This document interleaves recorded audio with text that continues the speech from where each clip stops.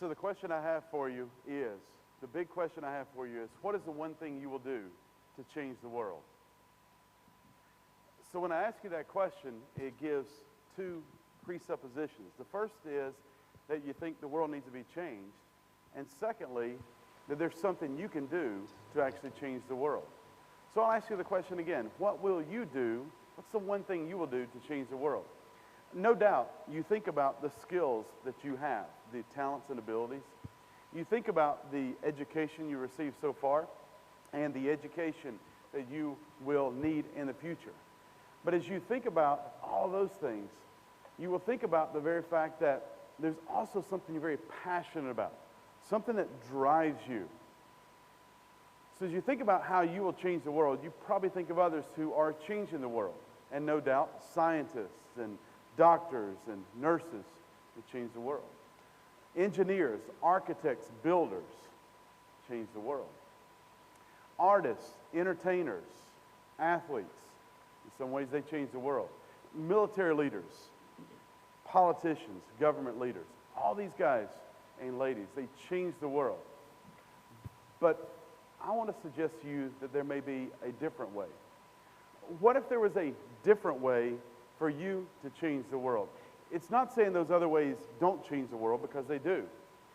But I want to suggest to you that maybe there is a different way and a better way for some of you to change the world. Here's the question. What if the best way for you to change the world is to invest in others who will change the world? I'll repeat it. What if the best way for you to change the world was to invest in others who will change the world? I want to show you an example from the Winter Olympics. The Winter Olympics occur every 4 years, of course. The Winter Olympics bring together the athletes from all over the world competing in snowboarding and figure skating and ski jumping and all these crazy events. One of the events that happens there is bobsled, and we're going to get to that for a moment. But as a person who's spent some time at the Winter Olympics, I must tell you, you never know who you will meet. You absolutely never know who you'll meet. There are people from all over the world. Even some very large Canadians might be there when you are there. But our illustration, as I said, is from the world of bobsled. And so I've asked 4 volunteers to come and help. And we're going to demonstrate something about bobsled right now. Would you give a hand to our 4 volunteers? Here they come. Here they come. Come quickly, guys. Come quickly, guys. As these guys are coming, I'll tell you a little bit. Bobsledders, they get into a sled, and you can see one of the pictures, and they go 90 miles an hour down an ice chute that's a mile long. All right, so here we go. So we've got 4 big guys right here. So your name is Ethan, Landon, Mateo, and Joseph. All right, here we go. So Landon, I think you've been selected. What's your last name? Yes. Okay, oh, there you go. Yes, very good. Landon, you're a driver. You're a bobsled driver. If you will stand right here. All right? If you come right here, second, you are the second man on the team. You are right here. You're a push athlete. You guys can imagine. You see the picture? You imagine the bobsled between you. All right, that's where you went in a little bit of space. All right, if you'll come right here, you're the third guy in the sled. There you go. And then you are the brakeman. All right, so the driver, push athlete, brakeman. These guys have jobs that are pretty obvious. The driver, the brakeman, obviously got us started. You guys are the strong guys that get this sled going, and then you just hang on for the ride, all right? Now, bobsled is pretty intense. As a matter of fact, entertainer Stephen Colbert has been in an F-16 fighter pilot, and he's been in a bobsled. And because of the G-forces of the bobsled, and because there's no seatbelt in a bobsled, he says that the bobsled is a rougher ride. All right, that'll give you an idea, all right? So here's what's going to happen in a real bobsled race. So there's a bar that sticks out at the start, and it's to hold on and to push. So go ahead and get your hands on the bar. You got a bar, you've got a bar, you got a bar. All right, you don't have a bar. You turn your hands upside down because you grab the sled, and you are the Hulk that gets this sled going and boom, propels it. All right, so you are the strong man in the sled. This guy is the brains of the operation. You're the strong man, and you guys are the strength and the strong getting going and the speed. What would happen in a regular bobsled race is this: as you guys are going to, in a moment, you're going to run in place, and then you're going to jump into the sled. You're going to jump in first and sit down. You jump in behind him and put your legs right around him. So he's sitting right there. You're around him, and you're around him. Got it? You got to sit tight because that bobsled is not very big. All right, when you do that, Len, I'm going to ask you a question. How do you think you're going to drive this bobsled? Just show me with your hands how you're probably going to drive this bobsled. Okay, you think it's a steering wheel, right? It's really not. It's bungee cords. It's bungee cords, and you pull it like this. All right, so you're going to pull, and when you pull to the left, the sled's going to go to the left. Pull to the right, the sled's going to go to the right. When he pulls left and right, I want you to lean. And I want all you guys to lean, because if you don't lean, you're going to fall out of the sled, all right? And we do not want to crash going down this sled. And when they lean, if you guys will, out in the audience, if you will go, oh, oh, every time they lean. All right, and I'm going to get you going with a USA cheer as we get going down the sled. All right, so if you guys will come back now, like a football team, they huddle up before they start, so put your hands in here. All right, put your hands in here. Let's get it 1, 2, 3. We're going to be USA, all right? 1, 2, 3, USA. All right, get ready. All right, start one is clear. The track is clear. All right, run in place, run in place, run in place, run in place. And in the sled. First man in the sled, second man in the sled, third man in the sled. Get tight, get tight, get tight. Going down the track, going down the track. You going left or right, dude?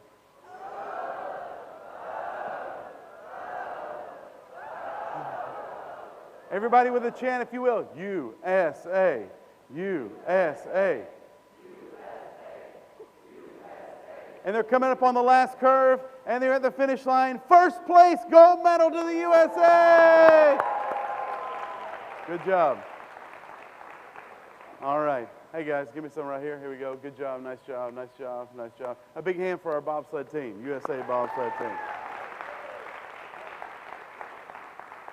So as you guys can tell, every member of the team is very, very important. But the team is made up of a team of people who absolutely support what the driver is doing. The driver is leading the team down the sled, but you've got the push athletes, you've got the brakemen, but you've got other people that help the bobsled team to be great, and those are people that don't show up. Now in the picture you can see some of them, but these are the designers of the bobsled. These are the people who actually build the bobsled. These are the people who are the mechanics that work on a bobsled. And of course you've got the coaches, the athletic trainers, the strength trainers. That's not even mentioning the fans, the families, the friends, and even those who finance the whole operation. As it were, if Landon were our bobsled driver, then we would say, if we were part of his team, we're all in the bobsled with him, doing our part to help the team be most successful. And that's one example in Olympics. I want to tell you a little bit, when we were in New York and we were serving there, it's a cold part of the world. I mean, some days it's 35 degrees below zero. Pretty cold. Whiteface Mountain is there. It's a tremendous mountain. The Olympics were there in 1932 and 1980. And they still have these world-class bobsled and ski jumping and skiing and snowboard events that happen there every single year. Our family lived there, and some of you guys may even know my kids, and they're in that picture. One of the things that I did while I was living there was led this group, this organization called North Country Ministries. We sought to be a spiritual encouragement to those. So our role was to serve and to be a spiritual encouragement any way that we could. And you'll see more about that later. So the question I have for you, and this is the question that keeps coming by, is that there is one way to change the world that is different than others. So one way to change the world is by investing in others who will change the world. I wasn't a bobsled driver. I didn't build a bobsled, but I helped the bobsled team be the very best that they could be. Let me give you a couple of examples. One, a couple girls named Alana and Erin. Alana is from Douglasville, Georgia. Erin and Alana, neither one grew up doing bobsled at all. Had not even heard of it until they were actually in college or out of college. But they heard about it, they tried out, they're great athletes, and they made the team. They trained, they worked. One of Erin's biggest fears, she was the driver of this team, one of her biggest fears was the fear of crashing because of not wanting to be injured, but also there have been people in bobsled and skeleton, and which is one of the other sports, and luge, that have literally died on the track. And so she was, I mean, in a very real way, this fear is real. But we worked together. I worked together with these guys. They were part of a Bible study we led. They were part of some of the ministries we did. And I try to be a spiritual encouragement. We'd pray together. We'd just try to encourage them to be their very best. And let me tell you what happened. They competed in the 2010 Winter Olympics in Canada. They won a bronze medal for the U.S., which was a historic year for the U.S. bobsled team. They were part of it. They were interviewed on the Today Show. They were all over media reports and all the different things. They did school assemblies after that. They spoke at corporate events. And you know some of the things they talked about? Overcoming fear, persevering during difficult times, teamwork, some of the same things that we had talked about. So I felt very humbled, very proud that when they spoke, some of the things I had invested in them was coming through in what they spoke. As a matter of fact, I want to show you another video. Watch this. I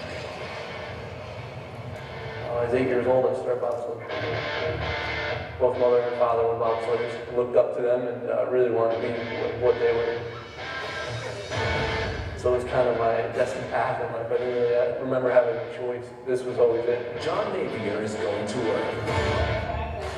John is a U.S. Olympic bobsledder, and his work is not like yours.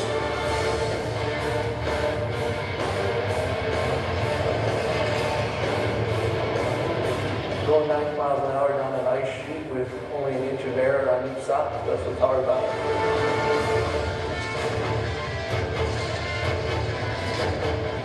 It's real. And that's why I do it. I do it for the rush, and it's real. It makes me feel alive. Lake Placid, New York is different. This is the town where Olympic athletes live and train, and this is the town where Derek Spain lives and trains. Some of the athletes live here year-round. I love just everything about being around athletes. Derek is a North American Mission Board missionary. For him, living in Lake Placid means volunteering at sporting events. We always tell the event organizers, we'll do the jobs that nobody else wants to do. And training in Lake Placid means leading Bible study for the athletes at the Olympic Training Center. For life, eternal life, we have to help them to know, the ones who already love Christ, that they're not alone, that there are other athletes out there. It was at a Bible study just like this one, where Derek first got to know John Napier. I met John several years ago. His father was dying of cancer. And some of John's teammates told me about it. I went down to the hospital to visit with him. A few weeks after that, I ran into John at the Olympic Training Center. And I just invited him to our Bible study. I'd been nice to his family, and so he came back to just sort of do me a favor. And he said the most interesting thing happened. When he went to Bible study, it wasn't boring. It was exciting. He found that it was alive. Last year, John Napier gave his life to Jesus. Now, he never misses small group time at Derek's church. Growing up, I was always living a half-hearted life for a Christian. I saw the joy that Derek had, and I wanted that. I wanted that joy. I wanted God to work in my life. Most days, there are hundreds of John Napiers at the bobsled start deck. They are thrill seekers, daredevils, Olympic athletes. Their work is not like yours. But as far as Derek Spain is concerned, their deepest need is the same as anyone. We're praying, honestly, that among the winter sports athletes of the world, that there would be a great awakening. That just, hundreds or thousands of athletes in these winter sports will come to Christ.